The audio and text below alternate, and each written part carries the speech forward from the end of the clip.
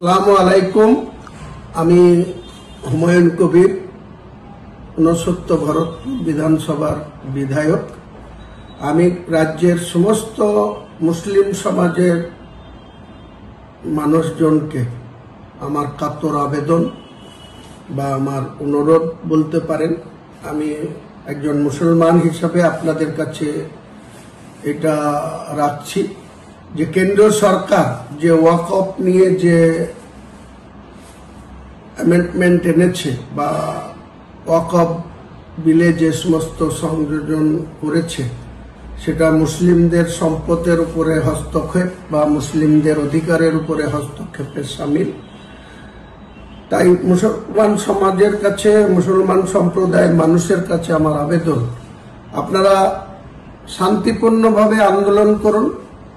আপনাদের অধিকার যাতে প্রতিষ্ঠিত থাকে বা অধিকার কোনোরকমই ক্ষুণ্ণ কেউ না করতে পারে, সেটা এই আইনের বিরুদ্ধে বা এই কালা কানুন যেটা কেন্দ্র সরকার এনেছে ওয়াকফ নিয়ে, সেটার বিরোধিতা করুন, রাস্তায় নেমে আন্দোলন করুন। কিন্তু আন্দোলনের নামে কোনো বিশৃঙ্খলা বা সরকারি সম্পত্তি ক্ষতি করা, সরকারের প্রশাসনকে বিড়ম্বনায় ফেলা বা প্রশাসনকে অ্যাটাক করা বা প্রশাসনের শান্তিপূর্ণ অবস্থান থেকে কোনো রকমই বিশৃঙ্খলা যাতে না হয়, সেটা আপনাদের সকলেরই দেখা উচিত।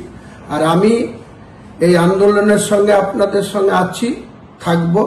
পাশাপাশি আমি সুপ্রিম কোর্টে একটা রিভিউ পিটিশন আমি ব্যক্তিগতভাবে এই আইনের বিরুদ্ধে দাখিল করতে চলেছি।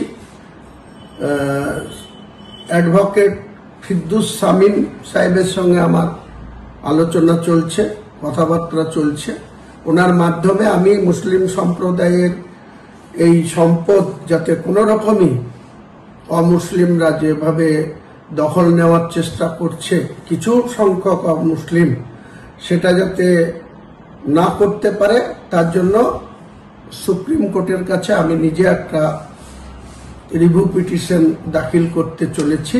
এবং আপনাদের এই স্বার্থ সুরক্ষিত রাখার জন্য আমি আমার সব রকম শক্তি দিয়ে আপনাদের পাশে আছি, থাকব।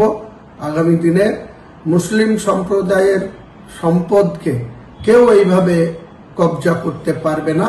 সেটা আমাদেরকে বুদ্ধিমত্তার সঙ্গে শান্তিপূর্ণভাবে আমাদের রাস্তায় নেমে আন্দোলন করুন।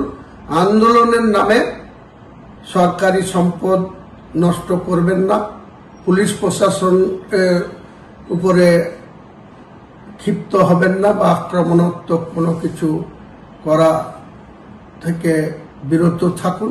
এই আবেদনই আপনাদের কাছে রইল।